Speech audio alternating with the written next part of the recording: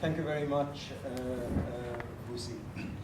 Friends, a few days ago, well, last Sunday, I was at a very large conference, and I had prepared a 20-minute address, and I thought I'm a very important speaker at this conference.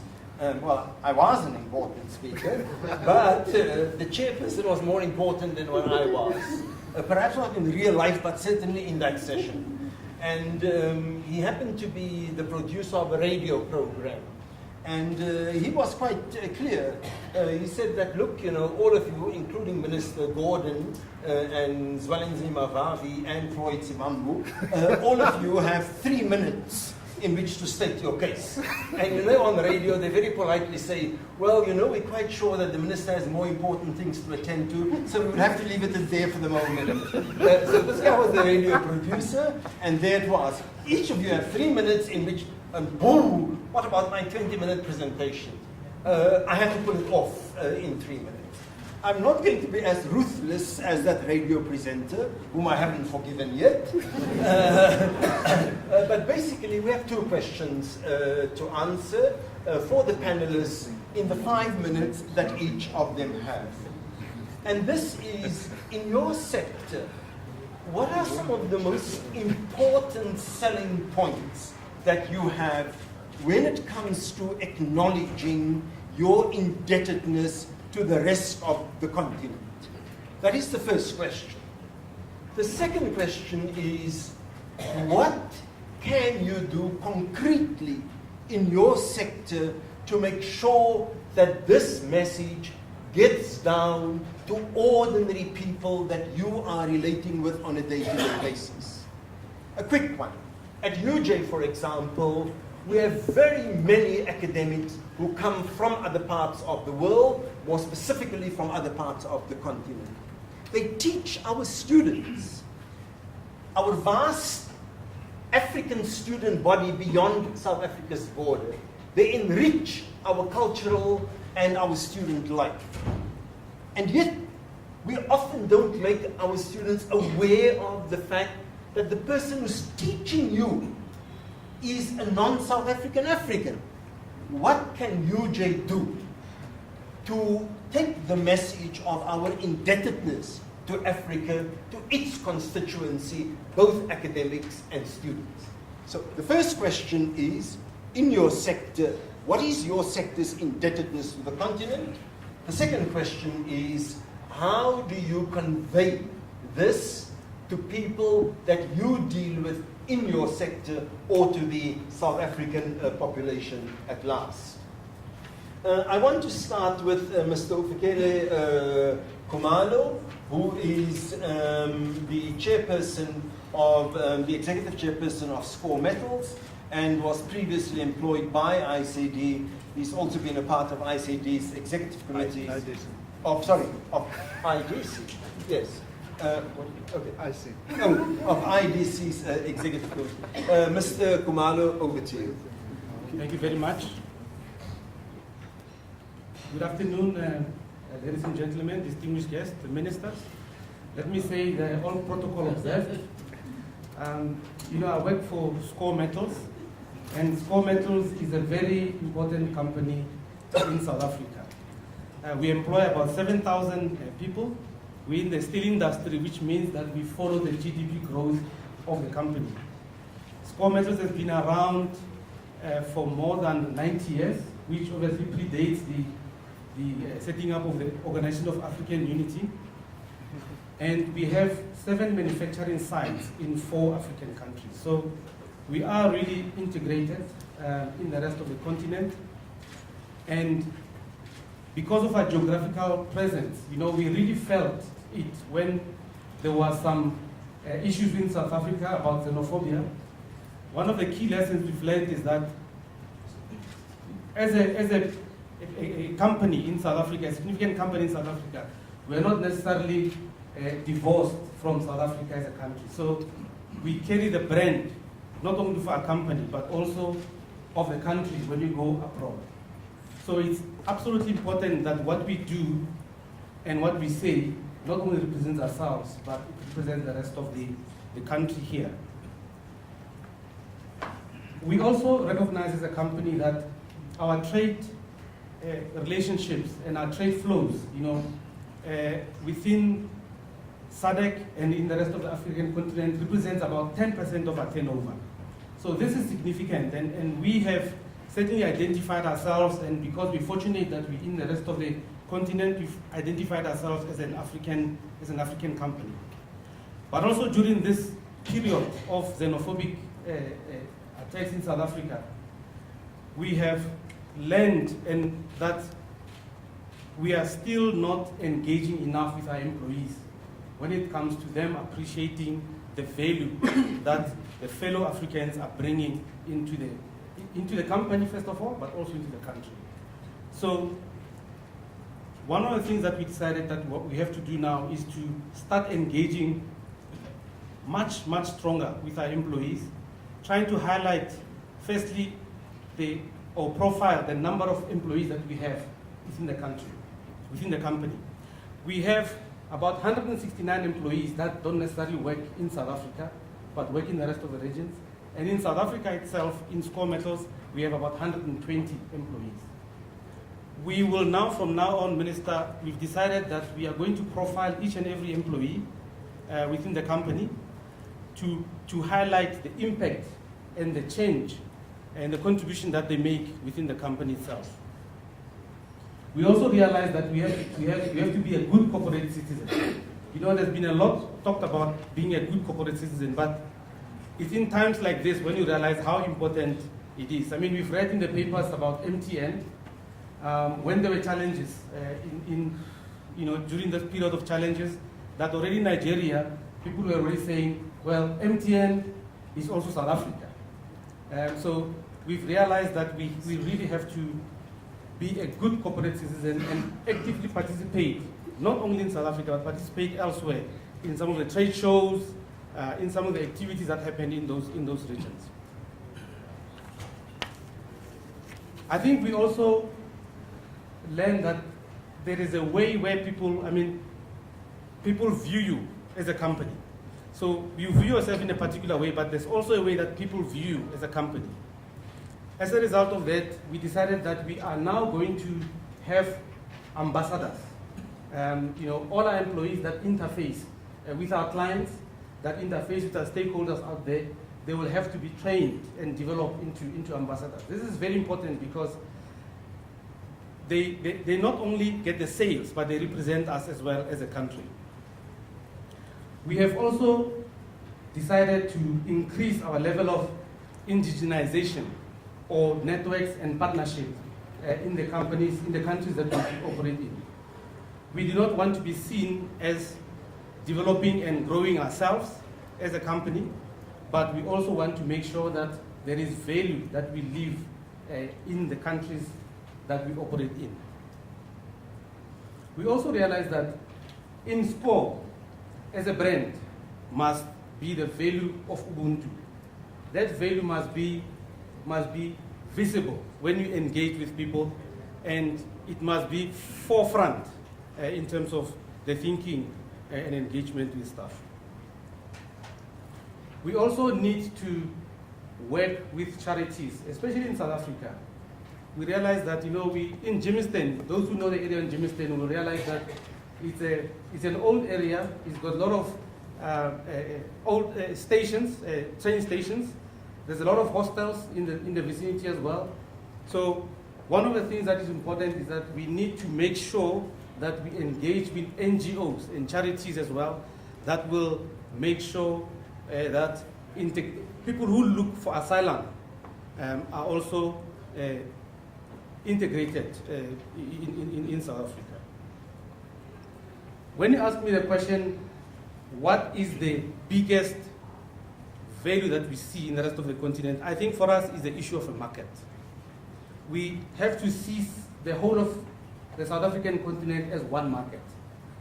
Yes, there have been delays because of the slow infrastructure rollout.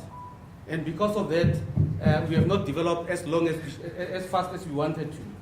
But I think one thing is very clear. As a steel company, as a company that supplies into the mining industry and infrastructure, we believe that we're well posed we're in a pole position to be able to capitalize on the opportunities that will come within the infrastructure and the mining development in the continent. And I'm sure many companies who are in South Africa, who are not necessarily out there, must realize that you must follow the export development model, where you start with establishing distribution, understand the markets, and finally establish yourself there.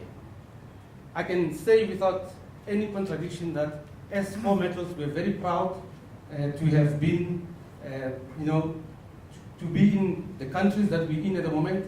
We want to grow certainly more. We have a defined African strategy that will help to increase the brand of South Africa as well. Thank you. Thank you very much. Our next contributor needs little or no introduction.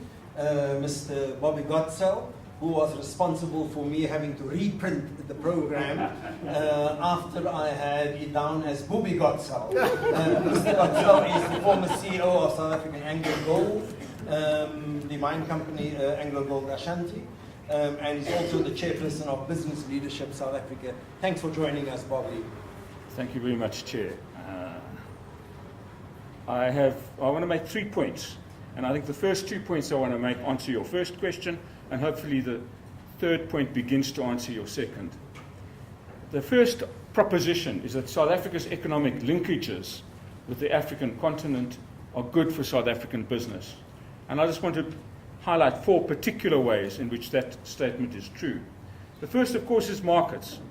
We're a country of 50 million people on a continent of 1 billion people, and in many areas, telecommunications, for example, the automobile industry, our markets are saturated.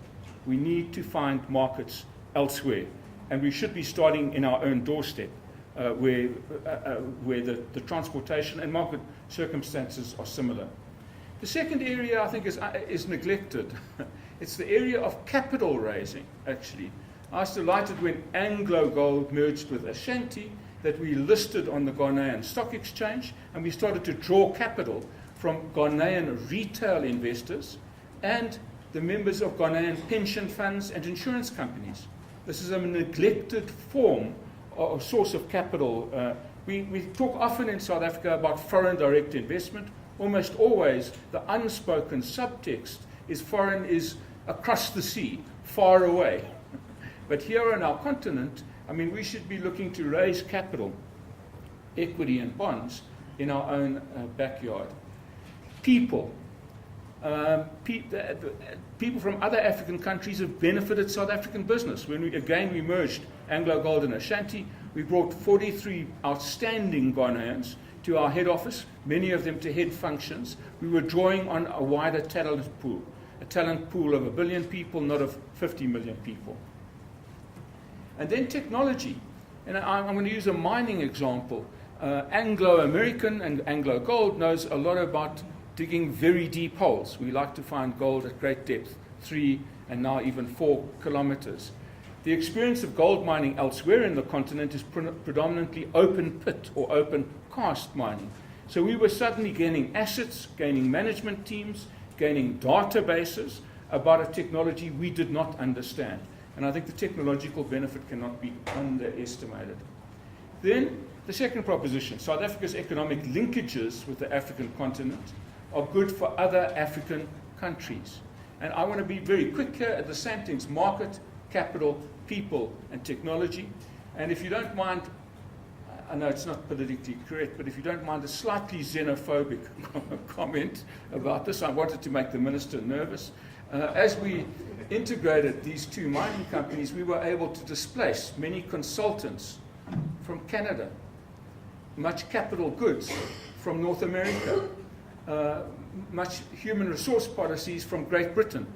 And we were able to replace them with technologies, capital, and people that were more appropriate to our continent. Now, so the third question, which goes to the point of what can we all do more and better, the economic linkages between African countries, and particularly between South Africa and the rest of the continent, need to be well managed and well communicated. And I'm just going to illustrate the well managed by 2 particular issues. You know, in the very interesting period between 1990 and 1994, this was a period characterized by a government that had more or less, but not completely, stopped governing, and a new government that was not yet in place. It was a rather fun period, actually, because we had no government at all. It was our Prague Spring. There was an institution called the National Economic Forum that had an incredibly important policy debate. It was a policy debate about, should we give foreign investors, again, for foreigners, think of people with light skins and funny accents that come from the Northern Hemisphere, should we give foreign investors special treatment? And the principle was adopted then and has been maintained since, of no discrimination. One set of rules for the foreign investor and the local investor. One set of rules that applies to everybody. And I think economic integration needs to embrace that. One set of rules for workers, one set of contract rules, one set of basic conditions of employment rules, one form of wage regulation, one form of collective bargaining, one set of rules. It's very difficult to get people to work together if they are working for different rules. The second related question is that we want the economic linkages to be forged, regulated, maintained, and renewed in the light of day, in the broad light of day, in the broad public view, where the rules are known, and the benefits are known, and the people are known. And so, in a way, I think companies should be putting up signs saying everybody who works here is a legal resident. Everybody who works here is registered with the UIF. They're registered with the Department of Labour. They may carry a different passport, but they're an employee in every sense of the word, employee. That's what I mean by the light of day. And I think if you're doing that, then you are much more able to replace a passport with a person and start to experience some of the benefits of Ubuntu. Thanks very much. Thank you very much, Mr. Kotsal. Great timekeeper. Our next person responding is Mr. Zutelele Kombe, who is I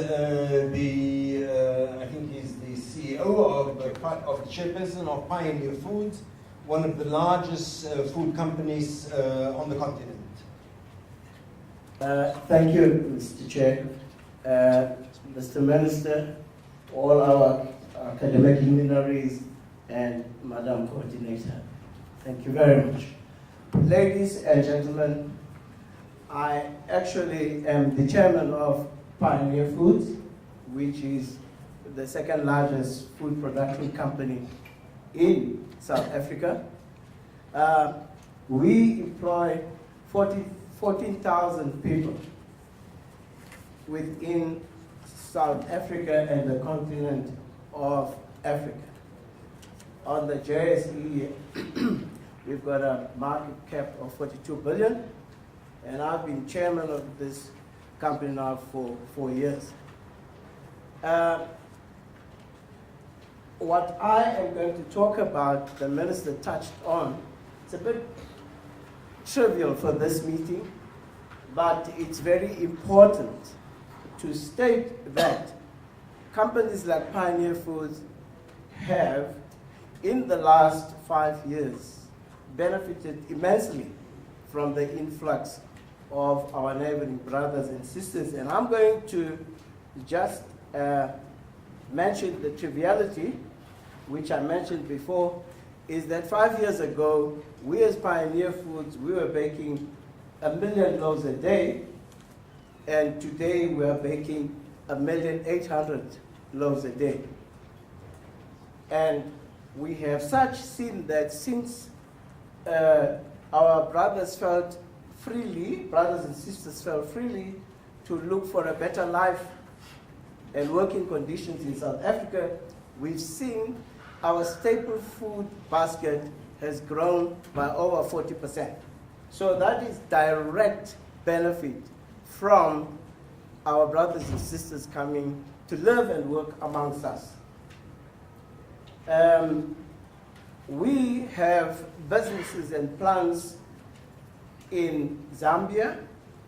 We have a big egg producing a plant in Zambia that employs 3,000 people and is growing, and it's a big contributor to our international business. Our international business is 70% Africa and 30% which is elsewhere in Japan and in Europe. And in Kenya, we also have an egg business there that employs 5,000 people and is growing. Now, what's important about eggs in this context is that in those countries, it is one of the most important source of protein. And we get a good price for it as opposed to South Africa because of, which has recently changed, of course, because we had an influx, we had an oversupply of chicken farming, small, medium, and big. So Africa to us is very important to the extent that we've got an executive team of 8 people that are only working on Africa, 7 days a week, 365 days a year. They are actually looking for businesses. We bought a business, a bottling plant in Nigeria, which we own 51% of. It's doing extremely well, where we produce our South African products, South African names, because it's a good marketing strategy. People love South African products and they buy them. We've also recently bought a bakery in Nigeria. We have 50% of that, and it is working superbly for us. And our team of about 8 to 10 executives are headed by Tushan Govinda, whom I congratulated a week ago at our board meeting for sterling performance and a very energetic young man. If I had known that this conference was going to speak deeply about Africa, I would have brought him. He is the man who leads us into Africa. He's got bigger, deeper stats and stories to tell about Africa, and is very excited about it. And we also have a 2 billion rand business in Botswana, which is growing phenomenally. I would say that our international businesses contribute 40% to our annual profits. And we have stealthily gone into Africa, but it's growing, and we are forging and forming warm relationships because we bring all our managers and technicians to South Africa for about 3 months to train with our own executive, to sit at head office, go to our plants, go to all our bakeries, go to our mills and everywhere, to familiarize themselves with South African people and South African ways of working and doing business and expertise. And they enjoy that, and they receive us warmly back in Africa. So we are on that path of creating not only good neighborliness as brothers and sisters, also profitable neighborliness. Mr. Chair, I was caught offhand here. I didn't prepare, but it's a good thing that I was caught offhand. Otherwise, I would talk for about 20 minutes, of which is taboo in this meeting here today. Thank you very much. Thank you very much. The next person that we have is one of the businessmen from elsewhere on the continent, Mr. George Diant, who is currently Managing Director of ATFC, Madeira CA Agricultura, and although he was originally born in Stellenbosch, geboren en getore daar onder die Kaap.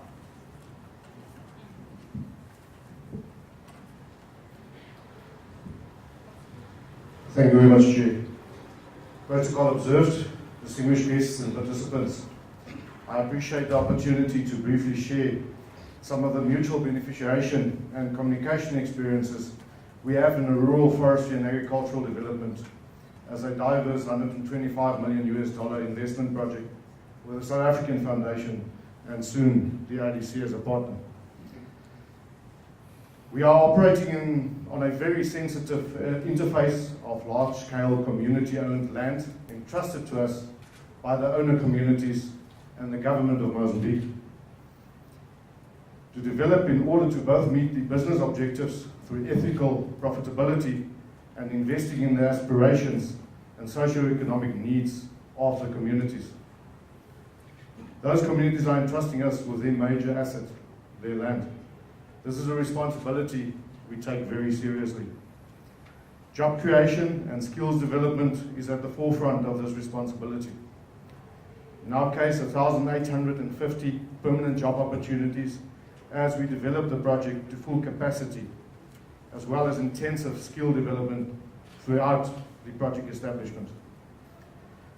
In striving to achieve these objectives through human capital development, technology transfer, and implementation, as well as the day-to-day direct forestry and agricultural material inputs, we have a strong integration with South African suppliers, service providers, training institutions, and research organizations. We nurture a culture of two-way information and technology transfer, and have had the privilege of already witnessing some of our service providers, trainers, and researchers departing with new knowledge gained in Mozambique after departing their knowledge and skills on us, thus emphasizing the symbiotic benefit of this integration. As an African leader in forestry and agriculture, South Africa have a lot to offer and are doing so. South Africa also can learn and need to do so with humility and passion. Forestry and agricultural investment is without a doubt an absolute catalyst to rural development and a true socio-economic stabilizer in Mozambique and elsewhere. I've had very personal experience of this in the last 30 years.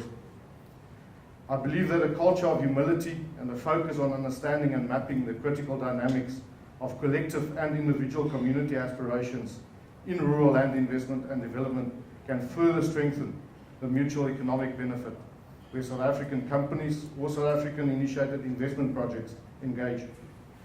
In terms of efficiently communicating the large-scale benefits, I can share that our organization, ATFC, focuses on the principle so richly described around many late-night fires where the true knowledge comes forward to the fore. In our rural areas, it's often spoken about the phenomenon of the empty container, making a lot of noise when hit with a stick, whilst the drum full of maize, which is silent, feeds. We strive to communicate through small, repeatable actions and commitments, aligned to identified socio-economic, health and education aspirations, coupled to targeted proactive conflict identification and resolution. I was also asked to share the impact of recent events around xenophobia on our operations in Mozambique.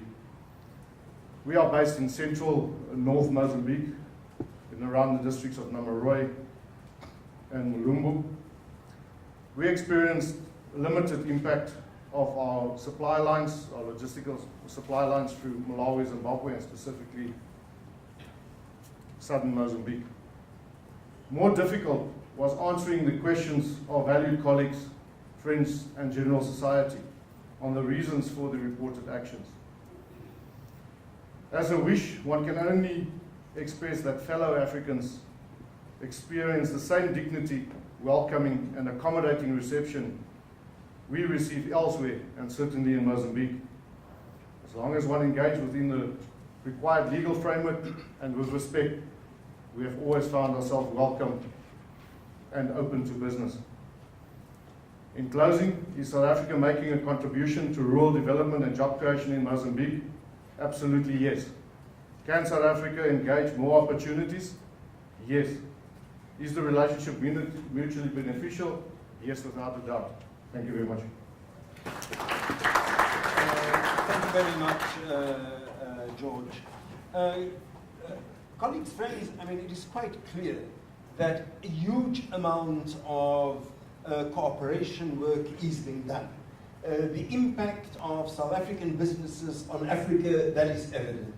that most of businesses see the need and the value that Africa adds to your and in Ufukile's presentation, for example, it was quite evident that the recent developments have alerted them to the need for new ways of conveying what they are doing to alert more ordinary South Africans about what they are doing.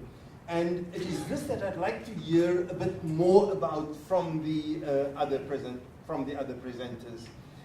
There is a huge gap between the reality of our indebtedness and the reality of cooperation and our interdependence, the knowledge and the research extensive that's going on around this. There's a gap between that and what ordinary South Africans are hearing. And how do we close this gap? This is something that we are particularly interested in addressing. We've heard from business now. Our next two voices come from, in some ways, the other side of the coin, but the same coin, Labour. And so our first speaker from Labour is Mr. Sedumo Dlamini, who is the president of COSATU. Sedumo will be followed by Mr. Isa Aremu from Nigeria, and later on we will hear from Franz Baleni. And I just want to alert the Cape Town people, Dr. Survey. After the next speaker, Dr. Isa Aremu, we are going to be having you on the line. So over to you. I was about to say, well, can I still say Comrade Sedomo? Comrade Sedomo, over to you. Thank you very much, Program Director. From the workers' point of view, when the xenophobic violence arose, we said that we are essentially dealing with the consequences of the deepening crisis of capitalism. The violence we have seen in the recent past highlighted the structural and endemic nature of the crisis. It is a crisis relative to overproduction and accumulation that results in the increase in the levels of inequality, poverty, unemployment, and hunger in most African countries and the global south. We are dealing with the crisis of unequal levels of development in the region and on the continent that impact negatively in the ability for an enhanced regional development path, which South Africa, through the leadership of Minister Patel in our government, is championing, that in his elements of the new growth path, the development of the region is also key. We're being challenged, therefore, to urgently start working towards facilitating creative cross-border forms of worker-to-worker contact and solidarity with the regional shop stewards councils as the foremost example in that development. Comrade Isa, my colleague from the NLC. The Afrophobic attacks against our own is a reminder of our task to intensify the struggle for the development of a clear, people-centered industrial development strategy, continental growth path, a new progressive alternative trajectory of development anchored in the beneficiation of our massive natural endowment and resources. This is necessary in order to change the patterns of economic accumulation and ownership, to empower communities, workers and local farmers, building a solid base for sustainable job creation in our continent. These are a painful reminder of the tasks we have not undertaken vigorously, which include building progressive anti-neoliberal movement on the continent to promote solidarity and unity in action for all social forces that are committed to the best interest of the continent and its people. We are being called upon to intensify the struggle or our struggle to support people-centered regional integration that prioritizes the needs and full cooperation of all people in the region. Business interest, we argue, should not be subordinated to those of the people, especially the working class and the poor. So I'm happy that those who have spoken really do embrace the movement of the African people, the African workers from this point A to point B, so that they are able to indeed add to the economic development of Africa, so that they are able to enhance their livelihoods. I want to end up by just touching on one matter which I wasn't going to avoid in this debate that is so critical, the matter of AGOA, Comrade Minister, wherein it's our view and feeling that whilst we do appreciate that everybody is worried about and concerned about the growth of Africa's economies, but we believe that there are certain standards that have got to be adhered to.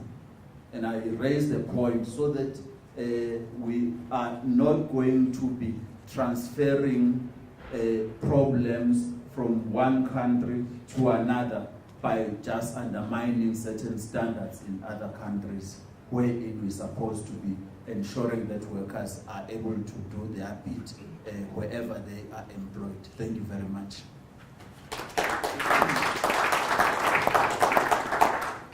Thank you very much, Comrade Sudumo. Our next, I was just, it's kind of,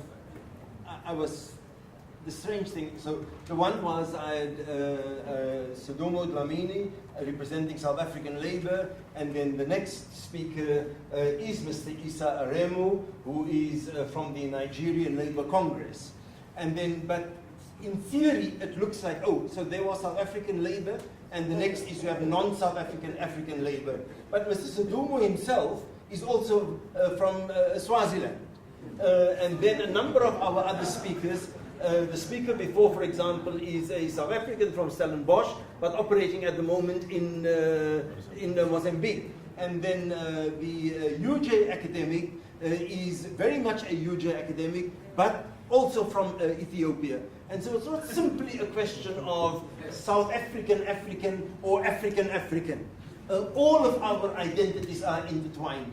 The speaker that will follow, Mr. Isa Aremu, as well as our ministers, Survey isn't exactly a Xhosa name. Neither is Patel exactly a local name. I see Judge Wagley. Wagley, I don't think that that's a Khoisan name, or a Sotho name, or a Nguni name. And so in some ways, our identities and our businesses are really all intertwined also. So sometimes the shortcuts doesn't really help. But with that apology, the shortcut, our next speaker is Mr. Isa Aremu from the Nigeria Labour Congress.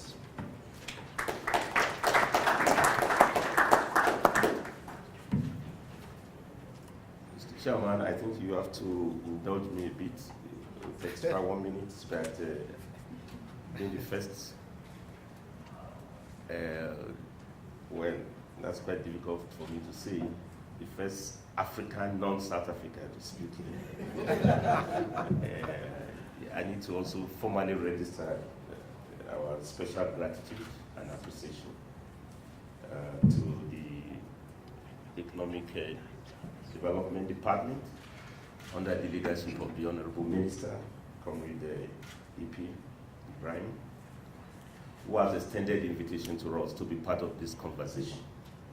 And I'm happy that we're not edged out on account of xenophobia. At least we're here to participate as part of this conversation. I think you've made the point that we're truly Africans and we need to talk together. The first quick point I want to add to what my comrade from Kusatu has said is that I think we need to try and promote the African consciousness. It's truly very, very important. Africa has all the structures. We have I don't know how many now, about 52 heads of government and states. We have the African Parliament. for the high-standing African institutions. But one thing is missing, which is African consciousness. And I think we should use the occasion of today to call on Dr. Nkosazana Zuma, the chairperson of the African Union Commission, to bring more activism, to the AU in a way that we should mark this day, on a continental basis. And I want to commend the initiative of South Africa for organizing this conversation. But we should make it more continental because we are really, losing the consciousness about our continent. Every 5th of May of every year, we just witness it, how Europe observed Victory Day, the struggle against Nazism. Many European countries declare public holidays, and I think the whole idea is that never again are we going to lose, such a number of people, to war. Almost 60 million, people died during the Second World War, and they also include Africans. But if you also check the record, if you look at the colonial tragedy, the colonial campaigns, and if you look at the 300 years of slavery, Africa has actually lost more. We've lost hundreds of millions of people, yet today we've forgotten what is important to have Liberation Day, which is actually today. And I think it's important we make it as a case, and I want to call on my colleagues also from COSATU, that just as we mark May Day, Workers' Day, I think we need to find a way to make a case to mark African Day as our own, because we must have a country or continent before we even talk of industries and even jobs. And I think it's true we're in a globalized world, but everybody knows where it comes from, in this global village. So we need to mark it, because if we don't do so, actually we dignify it by talking of xenophobia. It's actually a return to primitive tribalism, what we are witnessing. And this is the kind of tribalism that destroyed the continent before the coming of colonialism. The communities were at war. And I think we are witnessing that. South Sudan, nobody talks about it. The war is continuing. They've lost almost 1 million. It's no more even reported. And it's pure tribalism that is taking place there. Even Nigeria, the so-called Boko Haram, is just religious symbolism for complete ethnic war of attrition, which is purely honest. So we need to promote more consciousness, because the younger generation, they really don't know where we are coming from and where we are. But I agree with everybody that has spoken that the key is integration of our country, of our economies. And the vision of Nkrumah actually in 1963 was by now we should be able to have United States of Africa. That was the vision. Nobody thought of this. Countries carrying passports, in the case of Nigeria coming here, I need to carry a yellow card, even though I don't look yellow. But the vision of Nkrumah was that we have a United States of Africa, and we need to wake up, because it was 10 years after that Europeans virtually copied that vision. The Maastricht Treaty was signed in 1973, and now Europeans have moved on. They have common citizenship, common markets, and where we are getting more and more completely insular. So I think we have to factor that those are the soft issues. We can have all the hard where the enterprises are good, but if there's no African consciousness, everybody will be holding on to a so small territory. Now, the last quick point I think I should add is that it's in this building of African common market integration, I think we should have a win-win approach. It's extremely very, very important. And I think I learned this also from our trade union tradition.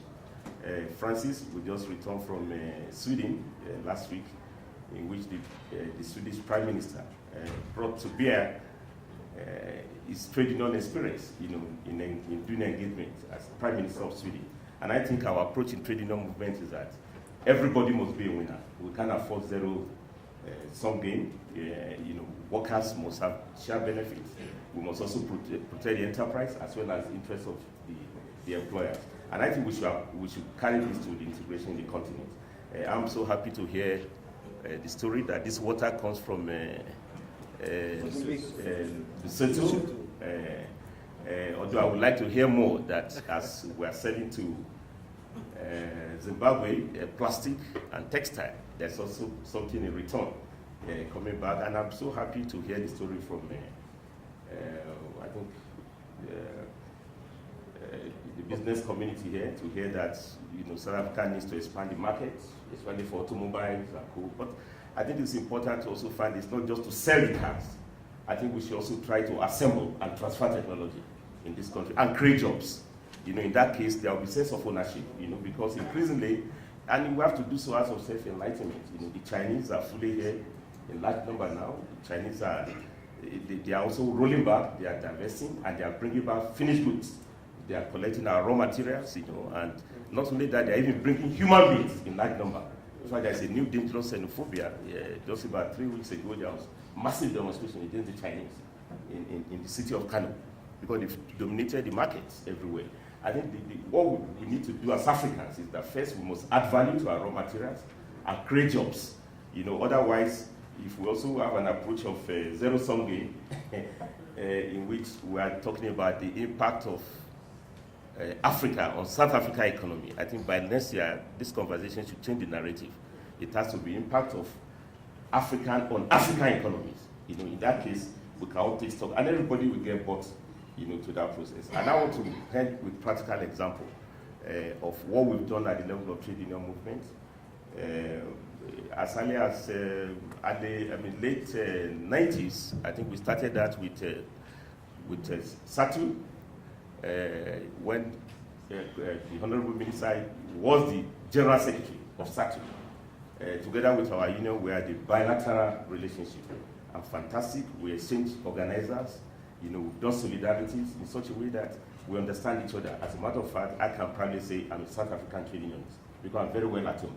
And we have carried out our global union activity, so that when we're in the international labor movement, we work as common, the same common labor movement.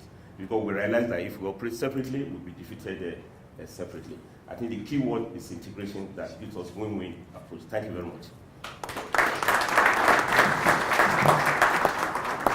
Thank you very much. If technology serves us well, then I'm moving on to the African and the southern tip of the coast, Dr. Iqbal Survey, who is the CEO of the independent newspapers, and in another life, if I remember correctly, was a medical doctor, long since forgotten, I think. Anyway, over to you, Dr. Iqbal Survey.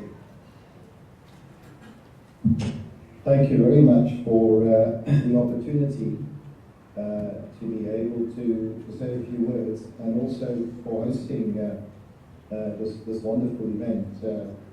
I just want to make a few remarks about some general remarks. I think sometimes as South African business, we tend to look at Africa in a similar way that one has a shadow over us. We're still seeing the darkness of the shadow. We don't see the light that's outside of that shadow. And I think we're not embracing the future as proactively as we should. I mean, there's an old saying in ice hockey, you don't look where the puck was, you go where the puck is going to. There's no question that, as some of the speakers before have said, that the future of our business, and I speak in the business domain, is that of Africa. And there's a number of reasons for that. First of all, if you look at the global drivers of digitalization, which is causing a number of social networks on the continent, which themselves translate into business networks, and over the next decade, one could expect that 25% of the African GDP of $2 trillion will in fact come from these networks. And so, digitalization in a sense narrows the African continent right down. And secondly, technology, innovation on the continent has resulted in business being equalized. If you look at various payment systems, it's no longer a matter of significant capital. Entrepreneurs on the continent can today create significant businesses simply using technology either developed on the continent or that has come from outside the continent. And that's a great equalizer. So you have economies running at high growth rates over the next decade, And again, that's a business driver. Of course, the third key issue is environmental and energy, resource and sustainability.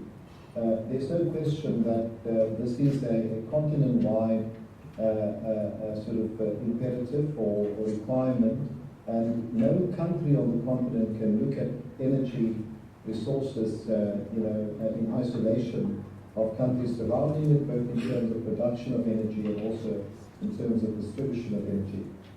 I think the other key point is that sometimes, and we invest in 174 businesses, many of whom have most of the income coming from outside of South Africa on the African continent, including one of Mr. KK Kombi chairs, Finding Foods. But sometimes we don't understand our own projection into the continent, and we don't approach the continent from what Porter at Harvard University calls creating shared value.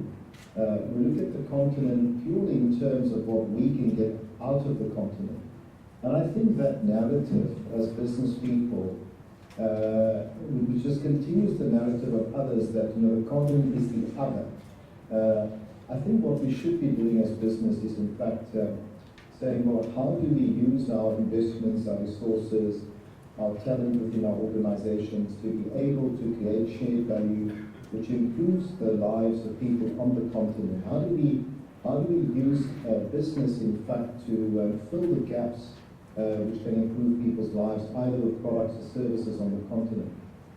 That's a great business opportunity if we approach it in the right way. And I think we need to think like that as South Africans as well.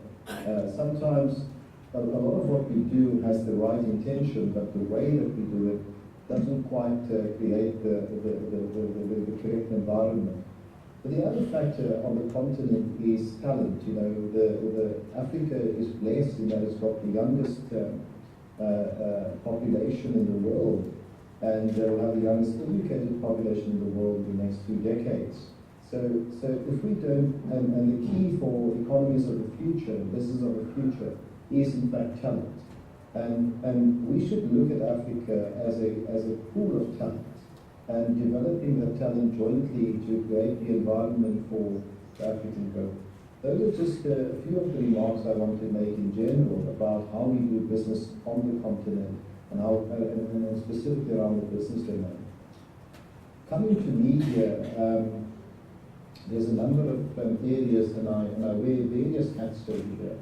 But first is, as the chairman and not CEO of the India Independent Media Group, we have made a commitment in South Africa towards same philosophy as in Africa. For instance, we just launched a Labour publication, which the Kasatu president was at the launch, the World of Work, in order to make sure that we are able to get labour and business talking to each other with civil society. Secondly, we are the only grouping that's launched a number of publications. Just launched a publication in the Eastern Cape, in Symposium. We've got 2 publications in Zulu, in KZN and Johannesburg. And so that commitment to... Did you cut him off? Okay, so back on again. And then I think the third area, we as independent media, we have about 6 million readers a day of our publications. In print, we have about 3 million online. Those are readers from not just South Africa, but all over the world. And we've committed towards increasing our storytelling on the African story in our publications. And you can see that almost visibly now. There's increased African content coming through in our 20 print publications and online. We're nowhere near where we want to be. I was waiting to see the Cape Times this morning with the continent of Africa and draping all of the sort of flags of the continent. I think there's a lot more we can do. Secondly, we're in the early stages of launching Africa's first print publication called the African Independent. And there again, I want to point out that the African Independent is a print and digital publication. It's the first truly African publication that will be distributed to 40 African countries. But we are not getting the support necessarily from South African corporates that are on the continent, that understand the need to communicate what's happening on the continent to each other. And I think I want to point that out. Lastly, we've launched something called the African News Agency. Now, this is probably the biggest revolution in media on the continent, because until now, Africa is the only continent that has not got a content syndication service, or what is called by the old name a newswire service. You've got your traditional players like Reuters, Bloomberg, API, AFP, etc., UTR. And it's unheard of that any continent in the world does not tell its own stories. So we have a situation in Africa that African media houses, in fact, buy content or news stories from outside of the continent, and don't in fact gather these stories from within the continent and are able to distribute it globally. I mean, that has all sorts of implications and consequences. So for the first time, we've actually launched a content syndication service for Africa. And I think, again, this is about how we as Africans can get our stories out there, be it business, culture, academia, sport, whatever it is, news, and an interface between ourselves as African countries. I think that's what we can do as a media, is to make sure that we communicate better, that we tell the stories better, and that we're able to unpack this.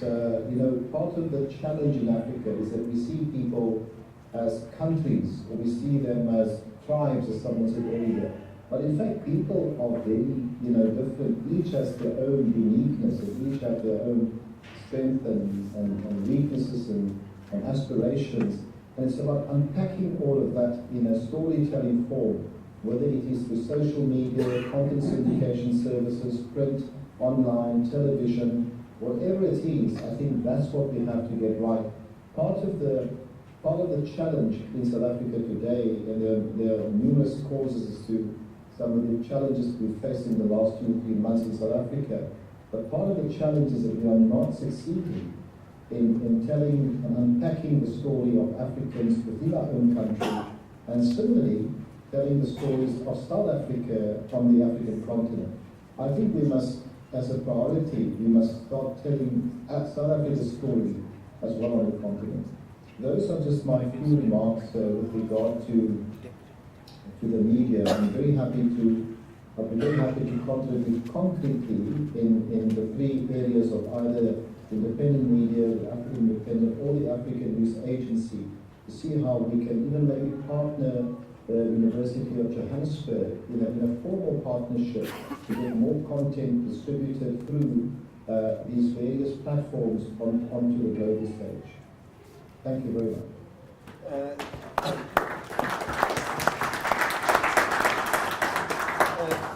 Thank you very much, Dr. Survey. As a UJ person, I'm certainly very excited about the idea of a partnership between our Department of Communication and Journalism and your group in VC, also kind of, we're very excited about that prospect. Our next speaker is somebody that I noted earlier on, Mr. Frans Baleni. Frans Baleni was previously my boss's deputy boss as deputy chairperson of the University of Johannesburg Council, but of course he's more prominently known as a unionist in the National Union of Mine Workers. A very warm welcome to you, Comrade Baleni. Thank you, Prof. All protocol observed. 3 points or 4 points. 4 points to make. Firstly, for us as South African, is to discover that we are in Africa. Because there is this perception that we are not in Africa, and therefore tend to play big when we interact with our fellow Africans. So to strengthen integration in terms of economic development, we must discover that indeed we are Africans. Secondly, is to raise the level of appreciation and loving ourselves as Africans. There's a tendency to undermine goods produced in Africa. You'd prefer Italian goods, UK Americans and so on. The other day I didn't know that people can be so serious that even lingerie can be important, So we have not discovered that our own goods are very, very important. The third point I want to make is creating a conducive environment, Minister Patel, for integrated economic development. Infrastructure is a challenge. If you go to parts of Africa, you must go to Europe and then to that country. So our network is not at the stage where it can create that conducive environment for interconnected trading. And the last point I want to make, it is dealing with some of the challenges which impact on this integrated development. There's a growth of right-wing tendencies which result to migration. My colleague Issa here was just indicating one from Sweden, and they were saying that in the last election, 13% of voters voted for a right-wing party which says all foreigners in Sweden must go. So you've got those right-wing and populists who would campaign in South Africa to say foreigners are taking our jobs and so on. So we have to find a way of dealing with these populist and right-wing tendencies. Also, the issue of unemployment. The desperate situation of the working class is so severe.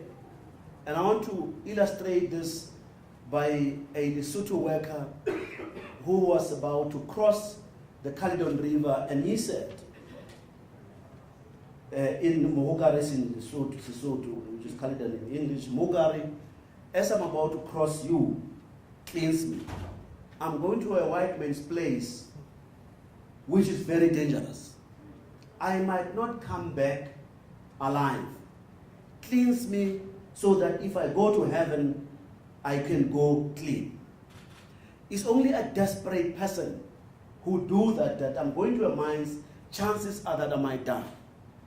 It's a desperate person who would cross a border, compete with tigers and lions to get into South Africa, cross the rivers infested by crocodiles to get into a better place, get into those boats and ships which packed as sardines to get into a better world. So we need to eliminate some of these socio-economic challenges in order to ensure that we get into a real connected Africa which we can be proud of. I thank you very much. One second.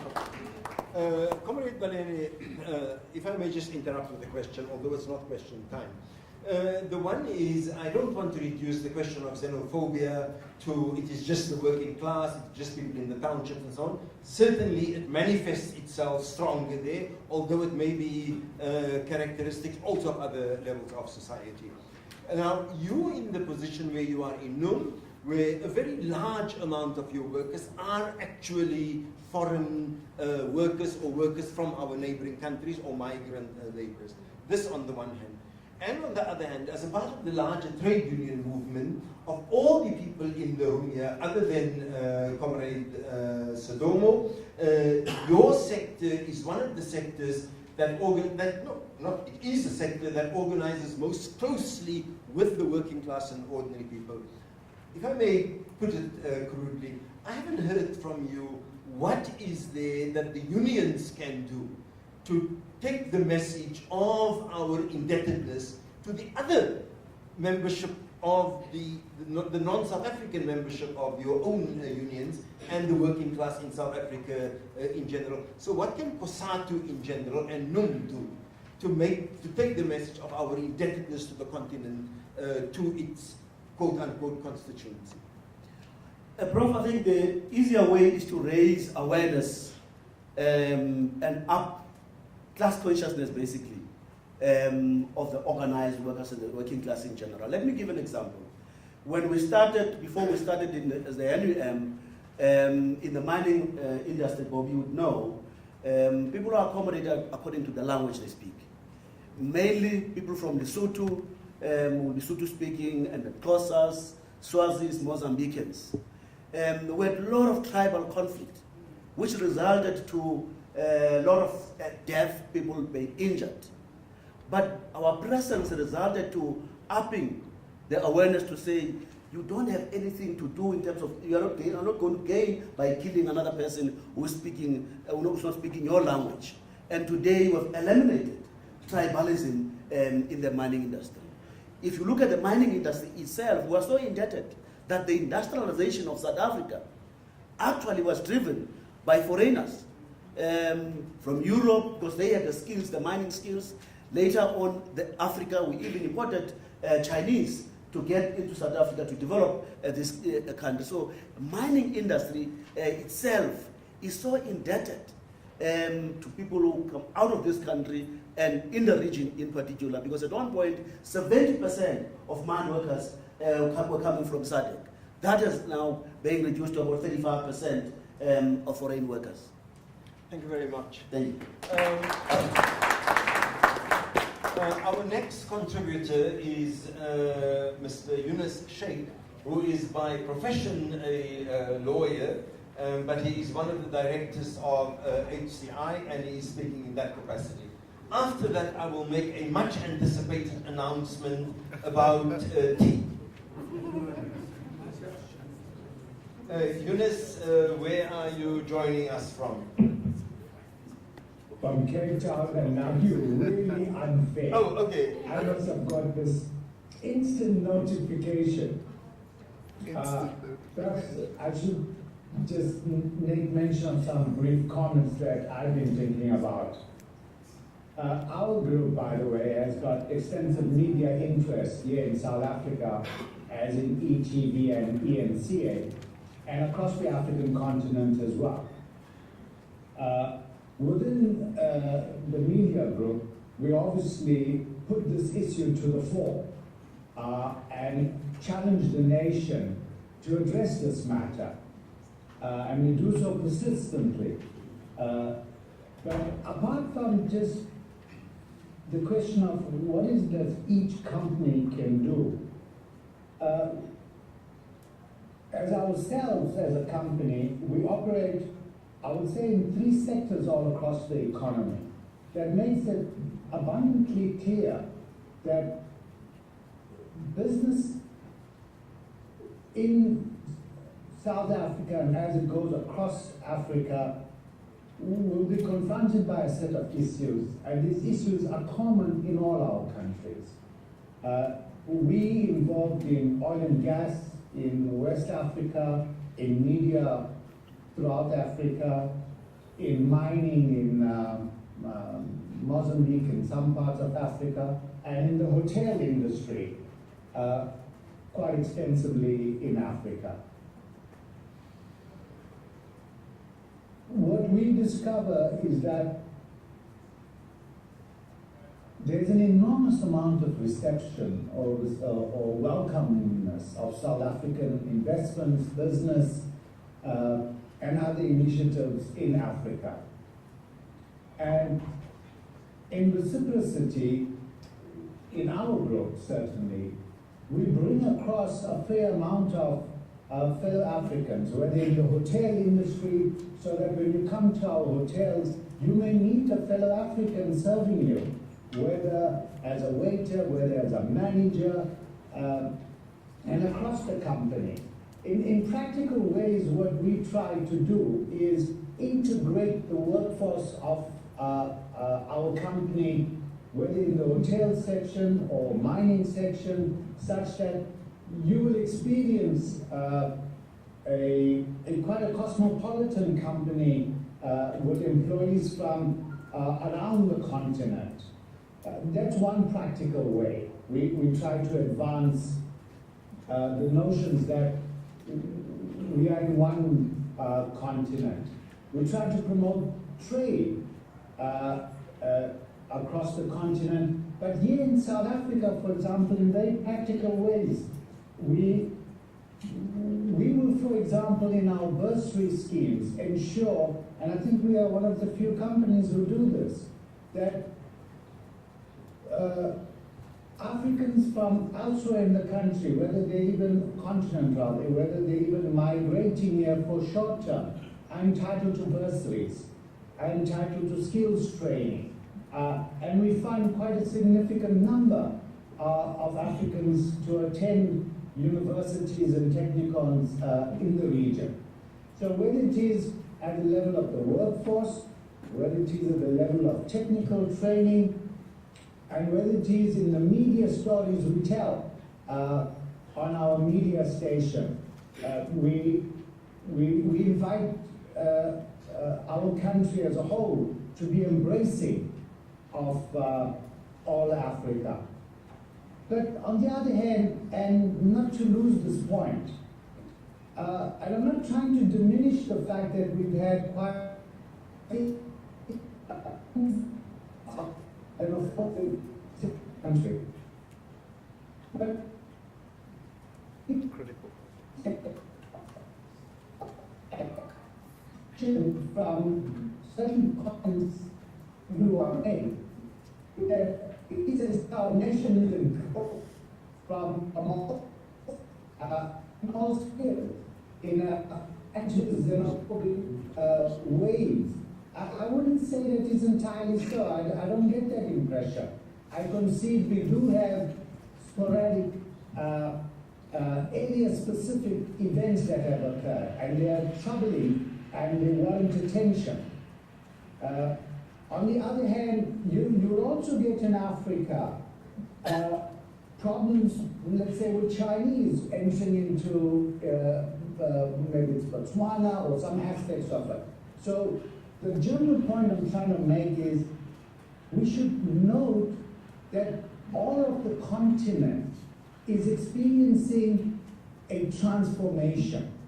This transformation is occurring at a political, social, and economic level. One effect of this transformation is to create certain kinds of conflict, whether they're low-intensive political conflict or whether it becomes xenophobic conflict in its character. So this is not unique to South Africa. It is perhaps reflective of what's going on across Africa. In South Africa, though, the manner in which we deal with it, I find is quite engaging. It's quite engaging whether at the front of the media, we're quite open about it, and nearly every minister or public official rushes to the front to deal with this matter, as in this case does Minister Patel. But so do we all. We take it serious. So I don't want us to go away with this impression that we have a problem unique to ourselves, and this problem has engulfed all of the nation and every aspect of our work. So balance and proportionality is appropriate to be in mind here. But finally then, on a last note,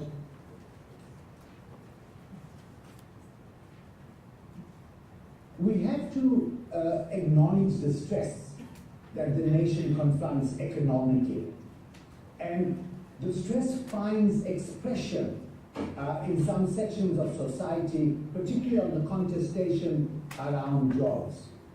But nevertheless, in South Africa, we as a group, and we employ several 100,000 people across all sections of the economy, are quite embracing of Africans, whether from the south or the north. And South Africa, over a very short period of time, is now starting to celebrate the multicultural nature of our workplace. It's no different, for example, in our company as it is at the university, Farid. At the university you encounter many professors from all across the continent. but so too in our companies. Whether in a hotel or whether in our TV station, you'll find employees from all over the continent presenting views, rendering some meaningful economic challenge. So we celebrate that. So on that note, I'd like to hand over to someone else. Thank you very much, Yunus.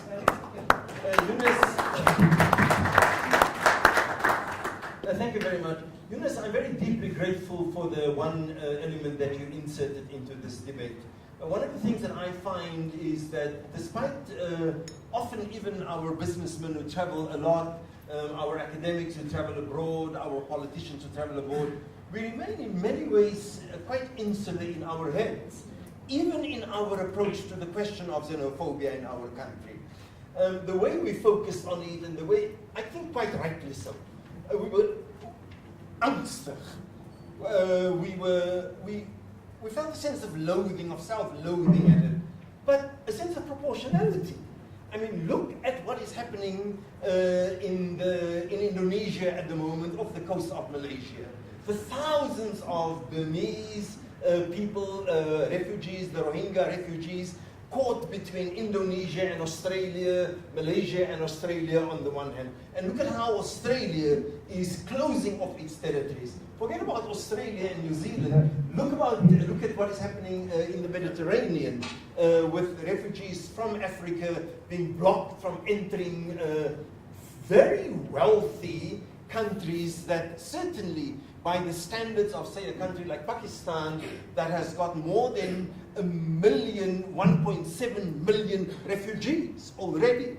So often, we look at what has happened here, and then if you look, and I don't want to engage in this economic calculation of death, but if you look, for example, at the death casualties, horrendous as they are, in the South African xenophobic or Afrophobic murders, you look at this, and then you look at the callousness of the blind eye that is being turned by European governments who shoot at boats and that are capsizing with hundreds of people on them. So I'm not here to take a dig at Europe. I only want to emphasize, Yunus, the larger picture that we must get.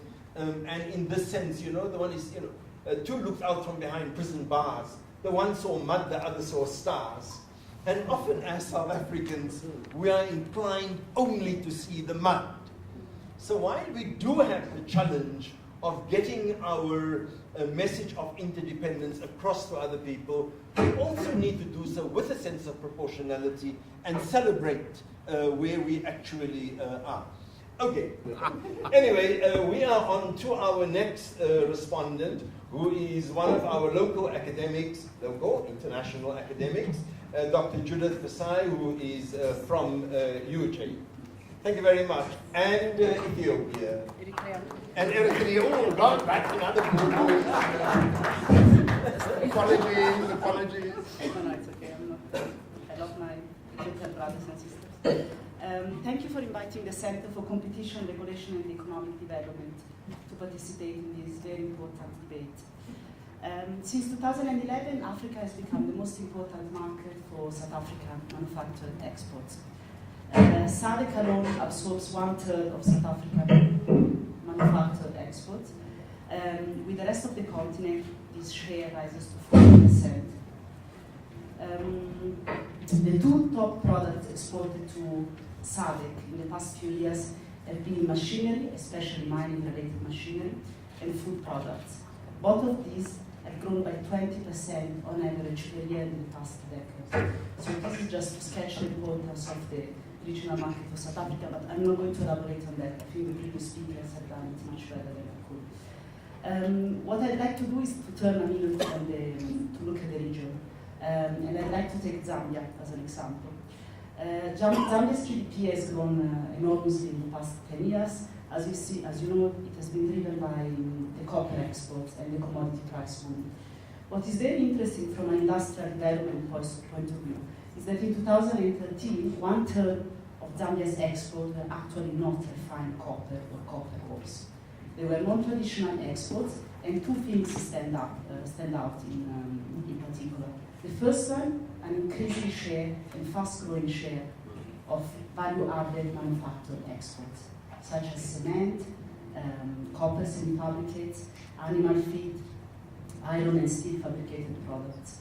The second issue that comes up is that actually it was all driven by the regional market. The region was also important as a source of investment into productive capabilities in Zambia to supply the domestic and the regional market. And when I say the region, I refer both to South Africa, but also to Eastern Africa. This is just to point out that the region is not only important for South Africa's own industrialization development, but also for some of the countries in the region. The region has seen very important changes in the past decades, as you know. First of all, huge investments in extractive industries projects and infrastructural projects, which raise a whole host of issues about how to maximize upstream and downstream linkages to mining, and also how to ensure that infrastructure development is actually aligned to a regional industrial strategy. The second, obviously, phenomenon has been the rise of the middle class in most of the Southern Africa and Eastern African region. This has created huge demand for processed foods and consumer goods. And the response from the region in terms of supplying mining inputs, for example, or capital equipment for these infrastructural projects, processed foods and consumer goods has been quite substantial. What is interesting is that the region has done so by developing investment, production, and trade networks across borders. This raises two challenges. Obviously, at the national level, the main challenge is to develop coherent industrial strategies that actually build on these regional networks. At the regional level, the challenge is obviously to move the regional economic integration agenda beyond the negotiations of FTA and infrastructure development. And this is what has been happening at the SADC level and at the tripartite level. So what does this mean for researchers? First of all, we have to catch up in terms of understanding how these production networks are organized and what is the implication in terms of local and regional industrial development. At UJ, our research center is working exactly on these issues with regional partners in the different countries in the region. We are working on several issues. For example, how do the strategies of lead firms impact on regional industrial development?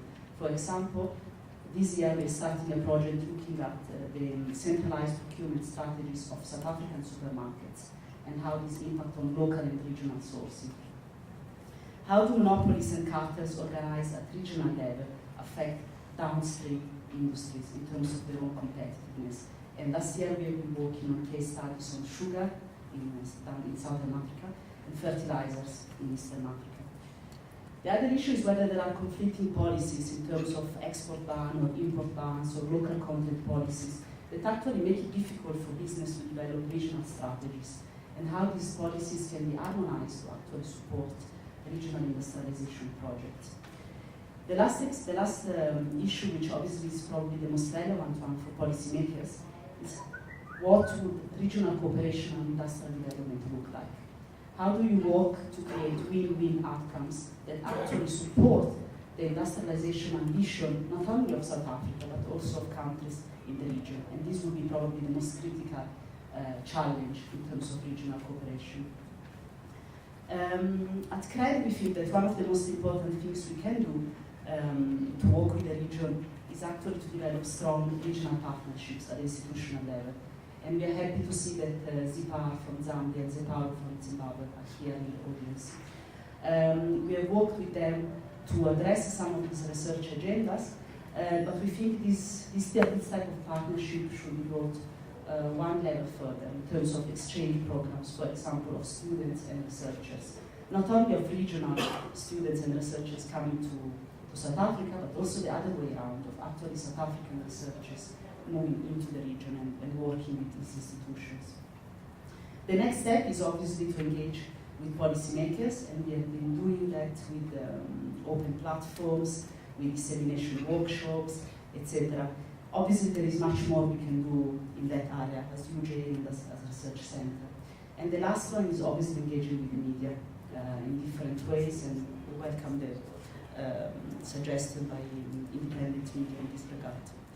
The ultimate objectives is obviously to help shape the industrial development agenda at the domestic level, but also at the regional level, especially SADC and tripartite.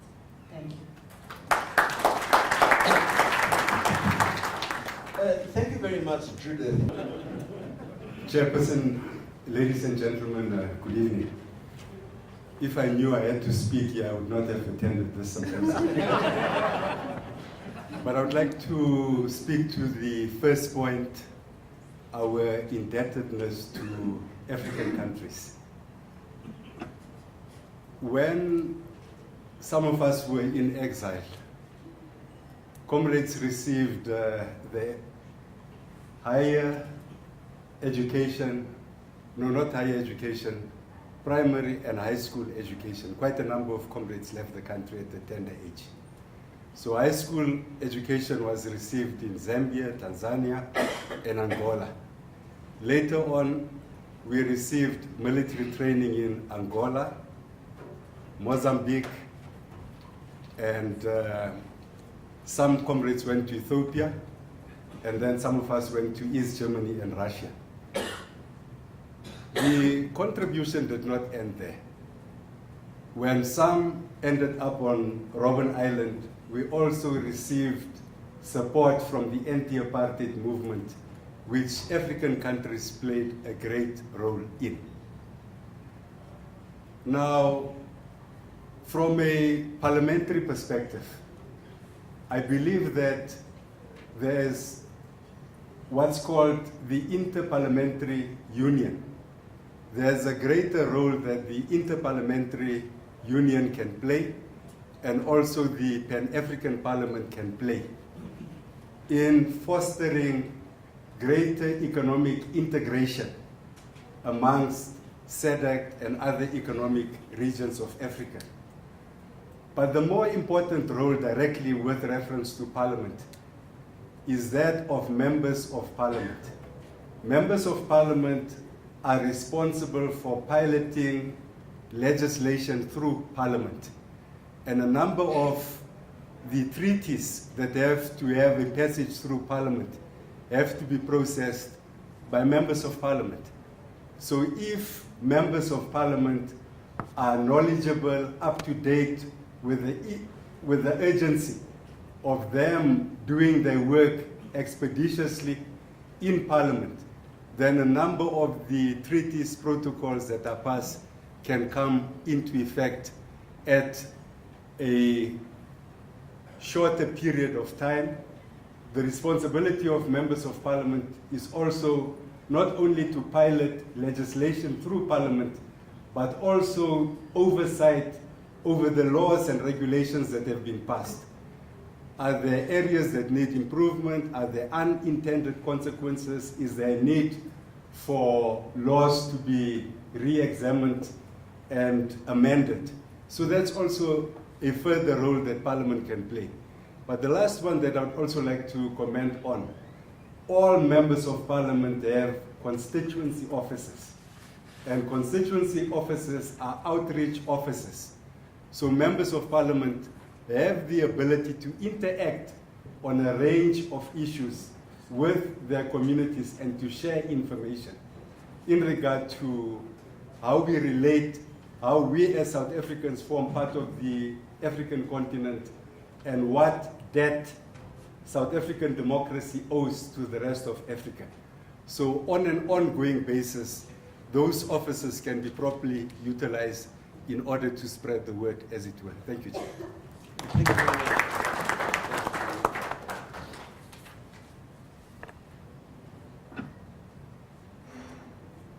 Thank you very much, Honorable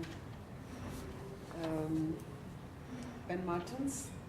We'll now move on to the next contributor, and that will be, can I call her my home girl?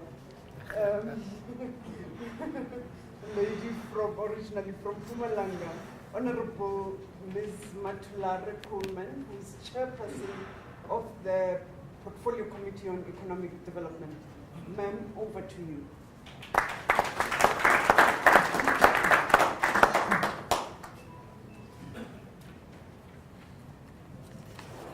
Thank you very much. Yeah, I have the same feeling, Comrade Ben. I feel if I had known, I would have attended. Yeah, I think you've said a mouthful, Comrade Ben. As much as others have, I've listened attentively to what the business, the civil society, and the trade union movement, including also the academia, and our executive have said. What's the role of Parliament, maybe to add to what Comrade Ben has indicated? Yes, one of that is to be the voice of everyone. I think you see many of members of Parliament calling either the business community, calling the civil society to, for instance, public hearings on a particular matter. Why? It's because of the interest the members of Parliament has on various community or sectors. That's the role of Parliament. Those meetings are very important because they do contribute into what Honorable Martins was talking to. The reviewer, it shouldn't be from the psyching up of the thumb from members. It should be from what you are saying. So your voice is very important. That is why you are always called upon to input into the work that we are doing, so as to be good messengers of the issues. I just want to say that it is important to note that we do initiate discussions even in Parliament. Through statements, I think as members of Parliament we do that on your behalf because there are certain issues that arise, topical issues, that perhaps you might not know of or you might not be privy to. But we do raise these issues. One of the issues that was discussed now of late is the very same issue that we are talking about today, of xenophobia. And it was quite interesting to hear from all parties, how important they take the role of Africans in building the continent, not only of South Africa, but all of us in building this continent. So the issue of Africa integration, Africa development is quite key to all of us. Hence, we debated that issue in Parliament. And all of us committed ourselves to going out and spreading the positive message. And that message is the importance of us to unite, whether from the business sector, whether from the academic level, whether from the media side, or from any other side that is important. So to us, or to me in particular, that was very important. That's how we enhance the voice of, the issues actually, optimize the issues that you raise. We have various forums or fora. We attend the SADC community meetings where we talk about these issues. The African Parliament now recently has also spoken about this issue, the issues of xenophobia. But I don't think it's also important that we revisit some of the reasons why certain things happened, because really we must be seen to be moving forward. And I'll use this opportunity to really request that we deal more with issues that are going to build us more than issues that are going to further disintegrate us. So I liked the fact that business came out to say, this is what we are doing in Africa. This is what we can do to enhance the quality of the work we are doing in Africa. As much as the union said, okay, we are doing, but we don't think we're doing much. There's a room for improvement. And I can also say from our side, as parliamentarians, there's also a room for improvement. We can do better than what we are doing. But you can only do that if we sit like this from time to time and talk about these issues. And hence, I want to appreciate the fact that even though we oversee your work, Minister, the fact that you managed through the University of Johannesburg, together with our agency here, the IDC, to bring about this particular forum for us to be able to discuss on this important day that is Africa Day. I want to thank you.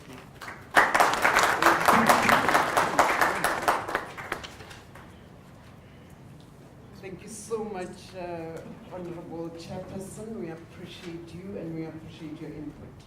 Ladies and gentlemen, we'll now move on to the next speaker from the youth, the President of the South African Youth Council, Mr. Thulani Chifuta.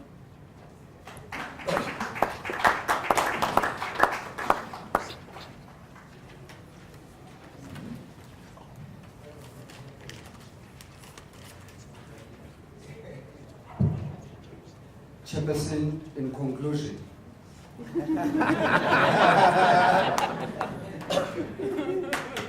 can now confirm that Africa has officially entered a demographic window of youth bulge, which presents us with both opportunities and threats. We don't have to think further.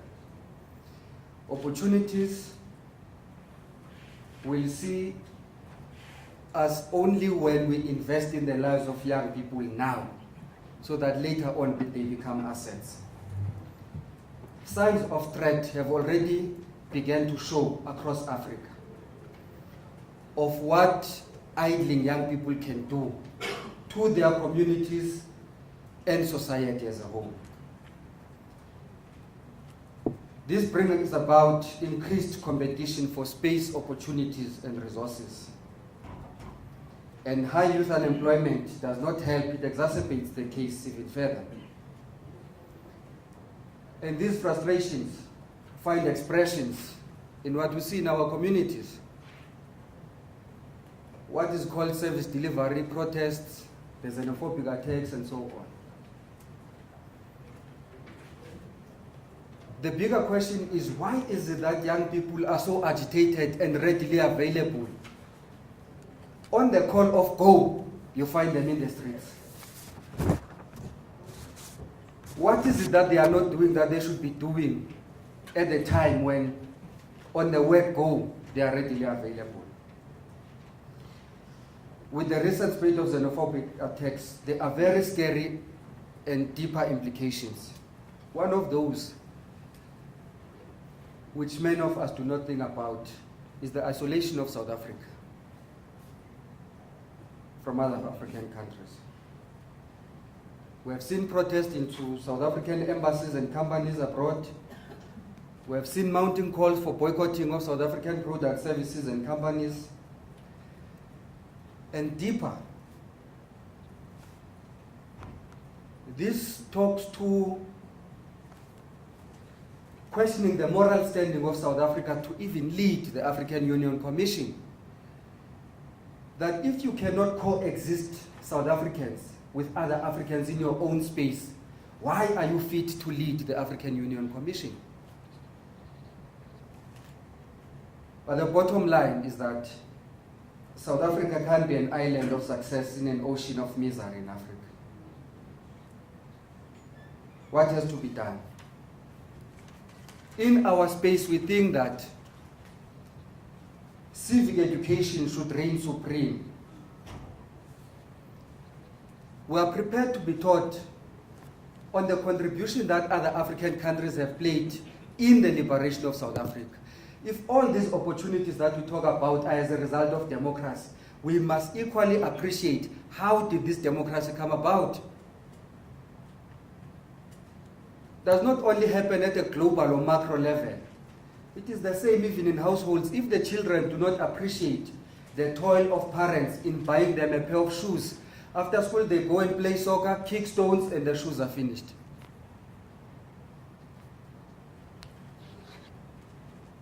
You can test this even on most trivial things. When many of us say we are going to Ghana, we say we are going to Africa. Ghana, where are we? We must invest effort as young people in understanding the circumstances under which some of our African brothers and sisters leave their own countries.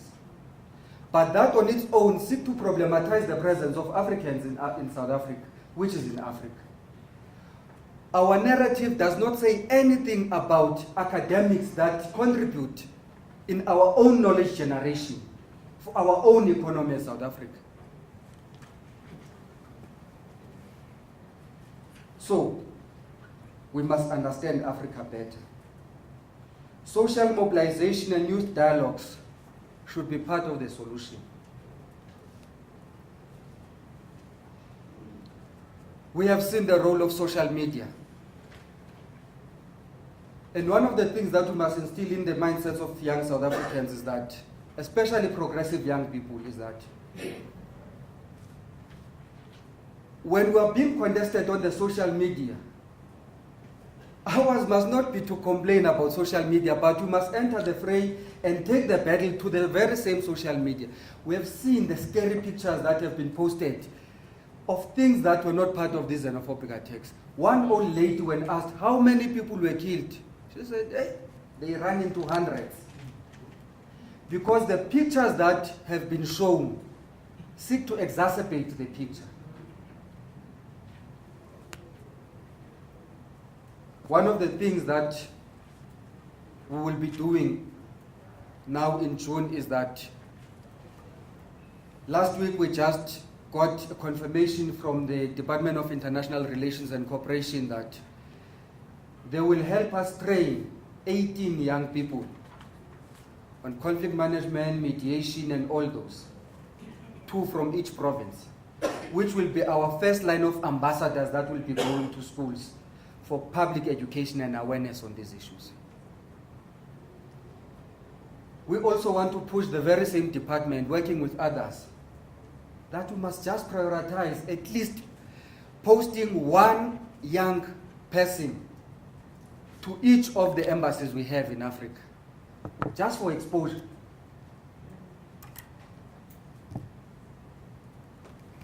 When we do that, we must not dismiss the plight and the frustrations of young South Africans. And what is that plight of young South Africans? That is high unemployment. And what should be done to address that?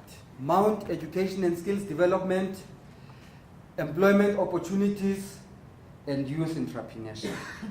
And in that equation, we must seek to promote more human-to-human relations, because there is always a suspicion where government is involved, that what does it seek to achieve this time around? And we think if it can be human-to-human activities and campaigns, we might reach greater impact. Diabole.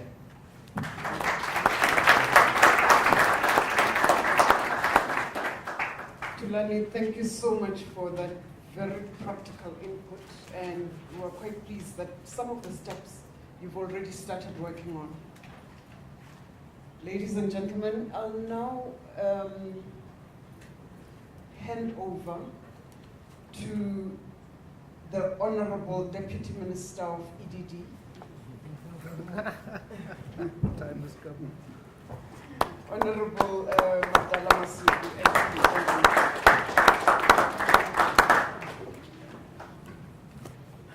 Thank you very much, Program Director. I won't go to the whole list of the delegates that are here. Just to indicate that my comments, I just want to put a disclaimer on my comments. Because they might be subjective. Because my grandfather came from Swaziland. My grandmother came from Mozambique. So if I could be xenophobic or try to point out to anyone else, I might be creating a very serious problem for myself. The Deputy Minister for Land and for the Department of Land, she said to me one day, do you imagine if in Mpumalanga, where we come from, if we were to start a fight, who will win? Because in any case, within our environment, we wouldn't be able to win. And in any case, whosoever would have won at the end, what will happen is that they will be shouting in the crowd and say, it's because of you, cousin, on the other side, because all of us are related in that particular way. So that is my disclaimer. But I just want to say thank you very much for the inputs that you have made in this symposium. We were not sure with the minister what to say that we are thanking ourselves to get. But it's quite interesting the input that you actually have today. And just to indicate that from the executive side, there is a whole lot of things that are actually happening that we are doing. Besides from just a response that you have seen us doing in relation to these xenophobic attacks, there is a long-term effort that is put in relation to integrating the continent in a more firmer way and a more sustainable way. The more sustainable way of doing it is to do what you are saying that we should do. That whatever we do, we must be people-centered. And in that people-centeredness, the person must be able to see the benefit of whatever we are doing. So you have actually indicated that whatever we should be doing will have an impact on our people and reduce hatred amongst themselves, whether at a local level, at a tribalistic level, or across the different countries in the continent and in the world. That can only happen if each and every one of them have got a job, have got food, and is able to work and is able to see this benefit of what we're doing. And this benefit, we do agree with you that it has to come out of industrialization. It has to come out of the effort that industrialize ourselves within the country and also ensure that all of us within the continent, there is, we have actually, all of us, we are moving from the same chapter. There has been a comment to say, do we have the same agenda? Have we defined our agenda in relation as different countries in the concept of industrialization? We have the common agenda. We may not have it now, but I want to say that we are definitely going to have it because we're beginning to have the framework for what we're supposed to be doing. AU has got a program called 2063. And within the 2063, as various countries and member states, we are supposed to contribute in terms of what this industrialization is supposed to be. And the region and the different region, the SADC region and all the regions in Africa has to drive an integration of activities within themselves that is going to contribute into the broader continental development. I must indicate that within that particular work that we are doing, ministers, various ministers of economic development and finance have got various forums at the SADC level and also at the continental level. And Bobby has indicated that if we are to be successful, we need to have an agenda that when we implement this industrialization, technology, expertise, And also capital raising should be part of the things that we must integrate amongst ourselves and must be able to integrate the people. It's within the agenda of the AU, and just a month ago, there was ministers of finance and economic development who were saying, how should we move forward? How should we make sure that Africa develop and Africa integrate itself within itself and also pose itself as a developing giant in trade with our other continents. And within that, we have actually cited a number of things that need to be taken care of. One is technological transfer, which is what we have spoken about. One of the things that were important in the technological transfer was the issue of ICT and broadband. And Western Africa and Eastern Africa is actually doing very well in relation to that. And all the regions have been meant to actually deal with that, try to copy from those two continents. The other one that was very critical in that, it was the issue around the softening of the borders so that there's movements around for people. One of those things that the East Africa again has actually led, and all of us were expected to move forward in order to make an impact in that. There is within the infrastructure program of Africa, the regional infrastructure program of Africa, part of the major item that is supposed to be attended to is infrastructure for borders across the continent. And we are called as member states to ensure that different member states that has got neighbors must be able to start that process and build among themselves these soft borders to allow people to move. Because if you don't start from member states and member states, we are not going to be able to achieve that within the region, and are not also going to achieve that within even within the continent. This is what we have been required to do. On the side of capital raising, we have been, there's been an agreement is that all member states must begin to look at their own capital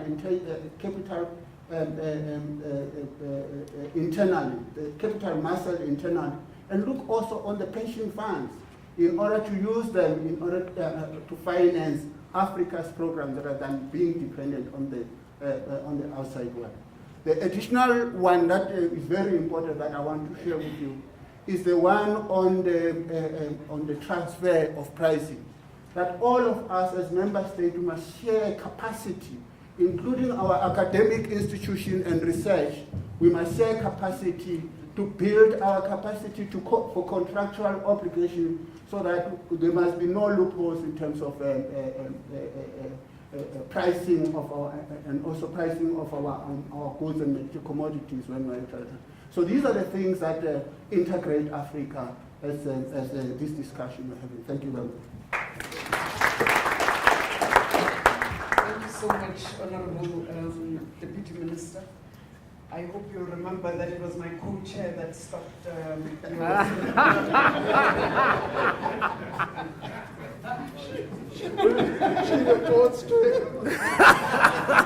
It's a good one. Ladies and gentlemen, before we go to the vote of thanks and the lovely snacks that are waiting for us outside, I think we should probably circle back to the Vice Chancellor, our host, Professor Rensberg, for a few comments before I hand over to our Minister to also give us a couple of minutes of comments. Professor Rensberg, any comments from you? And a couple of minutes too. Thanks very much, Chair. Yes, two comments. The first is really thank you. Siyabonga kakhulu. Siyabonga. It's really been great to host you here at the University of Johannesburg, and I hope that we can elevate this, we can take this the next step in our post-symposium wrap and review, Minister, and our partners. And the second comment is that That's a question that I leave with us. It seems to me that we have to engage this awkwardness, this clumsiness of our languaging. I refer here to one of the colleagues who spoke earlier, President of the Youth Council, who, just to pick up on that, well, I'm going to Africa. You get the drift. Well, the rest of Africa, right? And I can give several examples of how we use language to signify. And it seems to me that there is an issue there we need to help ourselves with.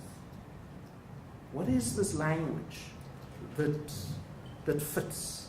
Because it's awkward, it's clumsy, this language. And you could pick it up through our conversation today. That sometimes it's explicit, sometimes it's implicit. Well, there is South Africa and Africa. And I'm not saying that is our intent, that's the intent of our language. It seems we need to excavate that clumsiness and that awkwardness because language is a signifier. It signifies, and I think we should be positive in that conversation because I do think that South Africans struggle for and search for place, for space, for meaning and identity. That space is easily filled, that vacuum is easily filled by the market, by commoditization, by false, soothsayers, by the rumor mill, an urban legend. Very quickly a vacuum is filled. And it seems to me that both as civil society activists, as parliamentarians, and other officials in local and in provincial and national government, those in the executive, those in universities and so on, those in the judiciary, that we have a duty here. And it seems to me that if there's one thing academia must assist us with, it is to excavate this clumsiness and this awkwardness and to help us interrogate alternative ways of speaking. Because I suspect that is one part of the journey that we need to pursue. I think I'll pause there and again just say, Sama Khulu. Thank you very much for your presence. We really appreciate this. This conversation takes us a step further and a step nearer to our destiny. Thank you very much. Prof. Honorable Minister. Well, I'd like to first start by associating myself with what Professor Edensberg said. Thank you very much. I think we've achieved what we wanted to do with today's symposium. It's one of a number of activities across the country to mark Africa Day. In a few weeks' time, from the 7th to the 15th of June, we are also convening and hosting the 25th Summit of the African Union, where heads of state and government will come to Johannesburg and engage further on African issues. Issues of empowerment, women's empowerment is the theme of the particular summit that will be convened here in South Africa. The second thing I think is that there's a consensus in the room that African integration is vital to our shared prosperities. It's good for South Africa, it's good for every African country. It's what we need to do to position ourselves in this, the 21st century. That South African businesses need to be good corporate citizens wherever they operate, and that the argument and the benefit of how South Africans also receive advantage from that integration need to be made more clearly. From the discussion itself, I pull out a few specific issues. The one is that it is tougher to make these arguments of the benefits of integration in townships than in symposia, but it's more necessary to do so. And that this must be a catalyst to that. The second thing that I take from this discussion is that concrete examples of the benefit, half of the water in this glass comes from Lesotho, works better than the abstract argument around integration. And the third one is that the message resonates better here in South Africa, in Nigeria, in Botswana, in Ghana, if we can show how ordinary Africans benefit from the integration project. That it's not an elite project, it's a project of Africa's people. It's us claiming our space as Africans in the world. We can't summarize the many great contributions that have come from the floor. Lots of raw material that needs a little bit of reworking and that can go out there as excellent messages. But I want to put the challenge to all of us, myself in government. We're going to do a roadshow to take some of these ideas forward. But we've had great ideas. For example, Ben Martins talked about using the constituency offices. Honorable Matulari Coleman talked about having public hearings in Parliament. And many others have come up. Tulani and Dumisani gave us insights of what youth and communities can do. It's about what each business, trade union, and community organization and academics will do from today. Maybe in a year's time, it's less about general discourse and more about an opportunity to say, what are we doing and what impact is it having? A test, in other words, of the effectiveness of our practice. So I would welcome that, I would urge that, I would encourage that. And the next step, I think, from here is to implement. So thank you very much. I think it's been really very, very enriching and helpful. And may I then hand back to the chair. Thank you so much, Minister. Ladies and gentlemen, it now gives me pleasure, not just because Zanabora called the CEO of the IDC to give us a vote of thanks, but because his vote of thanks is followed by snacks. It gives me great pleasure to call Jeffrey Cleaner to give us the vote of thanks.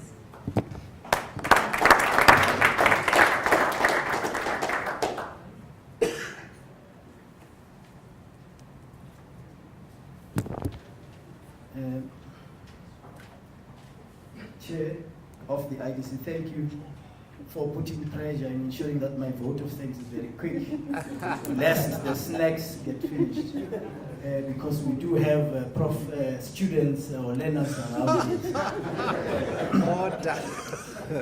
As the Deputy Minister had a disclaimer, I also have a disclaimer.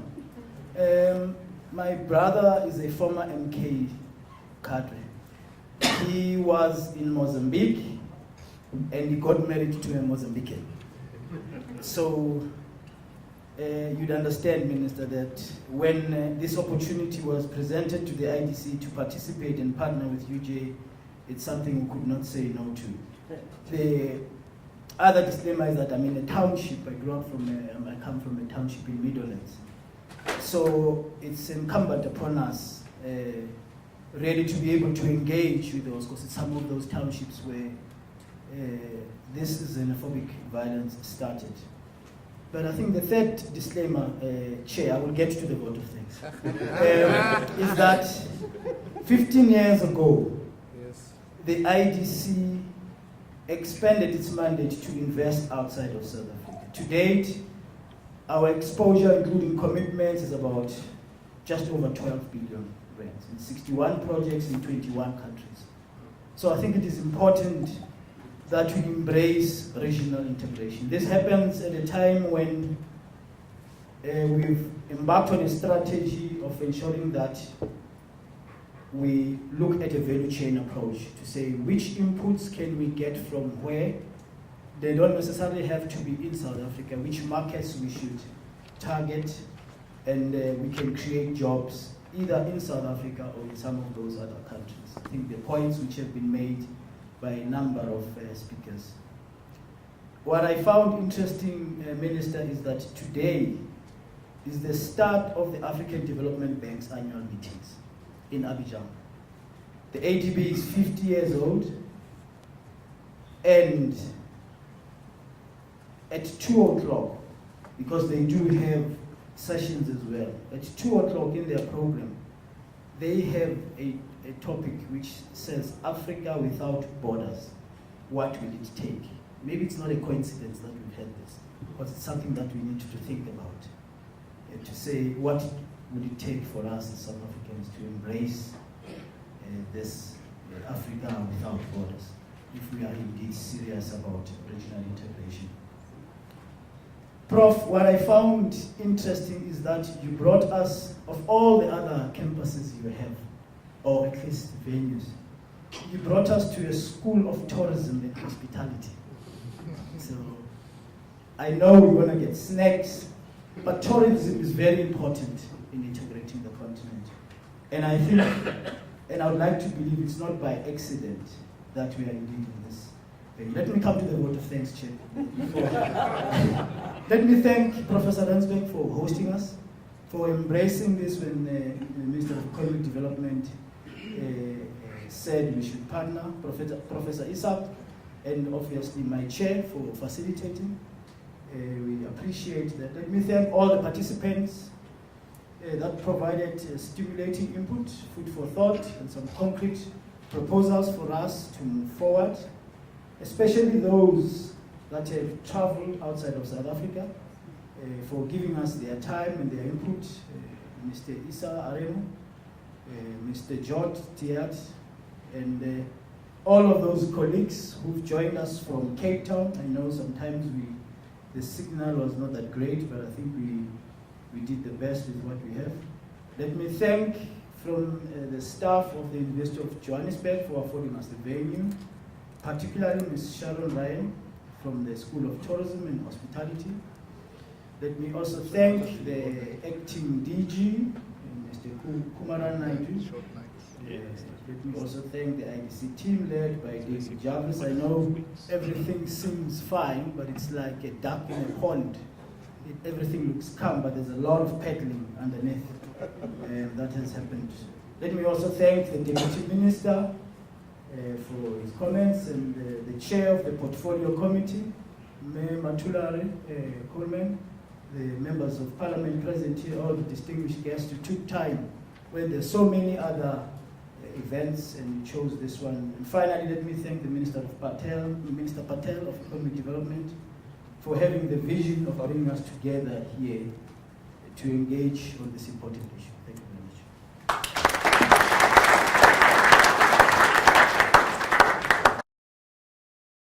The University of Johannesburg. Rethink, reinvent.